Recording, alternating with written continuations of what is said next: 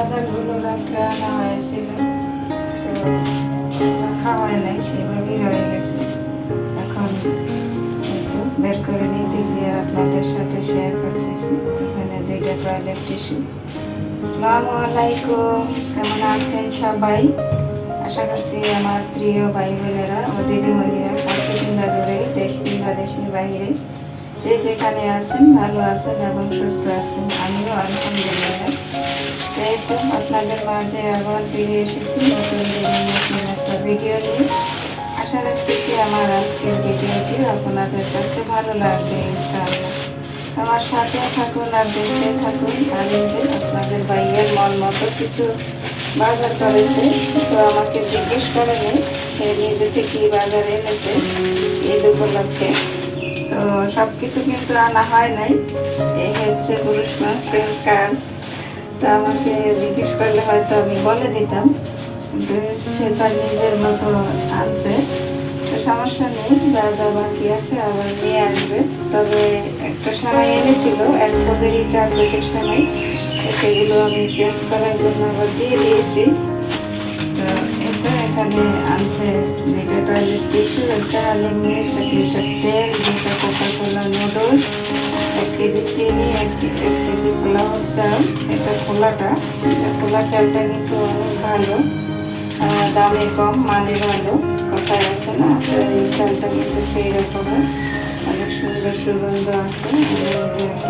Powder, আর এই যে 2 packet কিশমিশ, আর হচ্ছে চিনাবাদাম। তো এখনো অনেক বাজার বাকি আছে, তো সে তার মন মতো করে সুযোগ সুবিধা বুঝে করে নেয়। তো আমরা তো আর অত বড় লোক নয় যে সব কিছু একসাথে কিনে নেব। তো আমাদের সুবিধা মতোই আমরা কিনে নিই আর কি। সেই বাজারগুলো সে নিজেই করে। তো এখন এই তো বাজারগুলো আমি এক এক করে সব গুছিয়ে নেব। এই তো বাজারগুলো অফ ক্যামেরায় গুছিয়ে রেখে তারপরে এই যে পানির মগগুলো ক্লিন করে রেখেছি। তো আমার আপুরা ভাইয়ারা দিদিমণিরা যে যেখানে বসে আমার এই ভিডিওটি দেখছেন, তো প্লিজ দেখার শুরুতেই একটা লাইক দিয়ে পুরো ভিডিওটি দেখে নেবেন। সবাই সবাইকে সাপোর্ট করবেন, সবাই ভিডিওতে লাইক দিবেন। লাইক দিতে কিন্তু আমাদের কোনো সমস্যাই হয় না। ভিডিওটা শুরু করার সময় আগে লাইকটা দিয়ে নেবেন। অনেক সময় দেখা যায় ভিডিও দেখতে দেখতে মনে থাকে না, তো সেই জন্য ভিডিও শুরুতে লাইকটা দিয়ে দিলে আমার মনে হয় বেশি ভালো হয়, তাহলে আর ভুলে যাওয়ার কোনো চান্সই থাকে না। তো ঈদ মানে খুশি, ঈদ মানে আনন্দ। চলে এসেছে প্রায় ঈদ আমাদের কাছাকাছি। তো খুশিও লাগছে আবার খারাপও লাগছে যে কবরবাসীদের জন্য আবার একটা বছর পর তারা এই শান্তির মাসটা পাবে। তো সবাই জায়গা থেকে সবার জন্য দোয়া করবেন। আল্লাহ তাআলা যেন প্রত্যেকটা কবরবাসীকে জান্নাতুল ফেরদাউস দান করে। তাদের যদি কোনো গুনাহ থেকে থাকে, তো আল্লাহ পাক যেন সেটা নিজ গুণে ক্ষমা করে দেয়। তো আত্মীয় স্বজন, বাবা মা, ভাই বোন, শ্বশুর শাশুড়ি, চাচা চাচি, খালা খালু, দাদা দাদি, নানা নানি, কত রকমের আত্মীয় স্বজন আছে, প্রতিবেশী আছে। সবাইকে যেন আল্লাহ তাআলা যাকে যেখানে যেভাবে রাখছে, মৃত অবস্থায় বা জীবিত অবস্থায়, সবাইকে যেন তার হেফাজতে রাখে, ভালো রাখে। সুস্থ যারা জীবিত আছে তাদেরকে যেন সুস্থ সবল রাখে, আর যারা মৃত অবস্থায় আছে তাদের কবরখানা যেন জান্নাত বাসী করে দেয়, কবরের আযাব থেকে না করে যেন নাজাতের পয়সানা করে দেয়। তো সবাই জায়গা থেকে সবার জন্য দোয়া করবেন। আর এই যে আপনাদের সাথে আমি কথা বলতে বলতে এখানে প্লেটটা এই যাও পানির মগগুলো ভেজে নিলাম, এখানে একটু ধুয়ে নেব। আসলে একটা গৃহিণীর কাজ কিন্তু সকাল হলে কম নয়, একটার পর একটা কাজ কিন্তু চলতেই থাকে।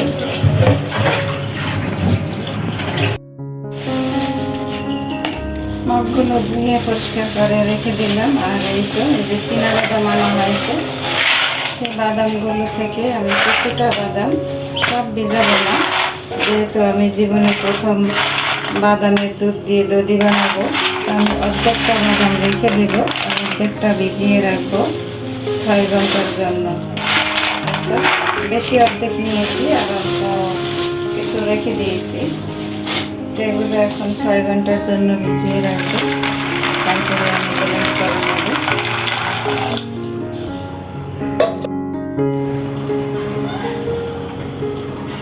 বাদামগুলো ভিজিয়ে অফ ক্যামেরায় এই তো কিছু পর্দা দিয়ে নিয়েছি।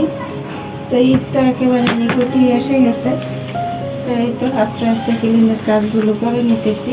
আর সেগুলো এখন এই তো ব্যালকনিতে শুকা দিয়ে দিচ্ছি।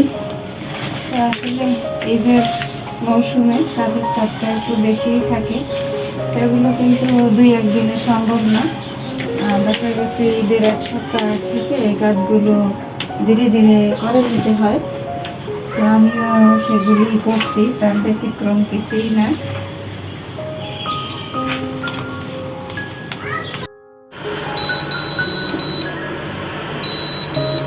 গৃহিণীদের কত কাজ, তাই না? পর্দাগুলো শুকাতে দিয়ে অফ ক্যামেরা এই তো একটু মোটা মোটা করে কিছু পেঁয়াজ কেটে নিয়েছি। তো রেগুলার পেঁয়াজের থেকে একটু মোটা রাখবেন আর চেষ্টা করবেন সবগুলো পেঁয়াজ যেন সমানভাবে কুচানো হয়, তাহলে বেরেস্তাটা ভালো হয়। তো আমি এগুলো বেরেস্তা করার জন্য কেটে নিয়েছি। এখন এই তো চুলায় চলে আসলাম। চুলা অলরেডি তেল দিয়ে কড়াইতে গরম করে নিয়েছি। এখন এই তো আস্তে আস্তে পেঁয়াজগুলো দিয়ে বেরেস্তাগুলো করে নেব। তো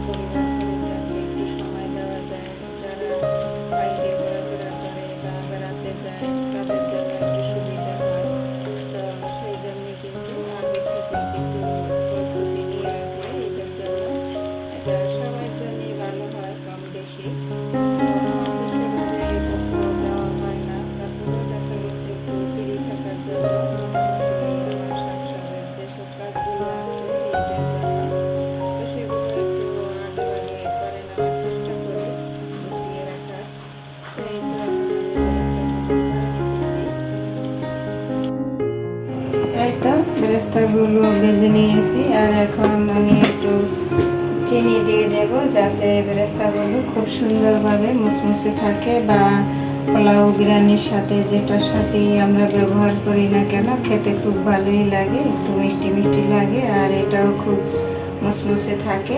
তো আমি এখন একটা বক্সে ভরে নর্মাল ফ্রিজে রেখে দেব, একটু ঠান্ডা হয়ে গেলে। ঠান্ডা হয়েই গেছে প্রায়। তো আজকে হচ্ছে মাহে রমজানের শেষ জুম্মা, সবাইকে জুম্মা মোবারক। এই তো এই ধরনের একটা বক্সে আমি রেখে দেব। তো আপনারা চাইলে কাঁচের বক্সেও রাখা যায় বা কাঁচের জারেও রাখা যায়, কোনো সমস্যা নেই। এই যে দেখুন কতটা জমজম করছে। তো এই বেরেস্তা করা পেঁয়াজগুলো একটু খেয়াল করে একটু মোটা সাইজ করে নিলে বেরেস্তাটা দেখতে সুন্দর লাগে আর ভালোও লাগে। একটু দেখুন কতটা সুন্দর, একবারে নর্মাল ফ্রিজে থাকলে কোনো কিছুই হবে না, 1 মাসও রাখা যায়, কোনো সমস্যা হয় না। আমি এভাবে করে রাখি, তো এরকমই থাকবে, একটুও নেতিয়ে যাবে না। তো আমি এখন একটু বক্সে করে রেখে দেবো নর্মাল ফ্রিজে। বাদামগুলো সুন্দর করে ভিজে গেছে, আর এখন একটু ভালো করে ক্লিন করে আমি দিয়ে নিয়েছি। এখন একটা ব্লেন্ডার জারে নিয়ে নিচ্ছি। তো আমি অফ ক্যামেরা এগুলো ব্লেন্ড করে আনবো। এই যে দেখুন ব্লেন্ড করে নিয়েছি। এখন আমি একটা চাটনি সাহায্যে ছেঁকে নেওয়া যায়, তো আমি আমার সুবিধা অনুযায়ী, আমার বড় চাটনি নেই, নষ্ট হয়ে গেছে, তো আমি সেই জন্য একটা জর্জেটের কাপড় নিয়েছি। তো জর্জেটের কাপড়ে ছাঁকলে সুবিধা হয়। এই তো আমি এখন ছেঁকে তারপরে দুধ বের করে নেব। যে এভাবে চিপে চিপে, এই যে দেখুন মাশাআল্লাহ কতটা সুন্দর হয়ে বের হয়ে যাচ্ছে। এভাবে আমি সবগুলো ছেঁকে দুধ বের করে নেব। এই তো দেখুন আমি কত সুন্দরভাবে এবং সহজভাবে বাদাম থেকে বাদামের দুধ বের করে নিয়েছি। এখন নিয়ে যাব চুলায় জাল করব, তারপরে আপনাদের সাথে শেয়ার করব। আজকের রান্না বান্না ইফতারি আয়োজন সব কিছু অফ ক্যামেরায় করে নিয়েছি। আর এই তো আপনাদের ভাইয়ের ইফতারিগুলো এখন রেডি করে পাঠিয়ে দিচ্ছি।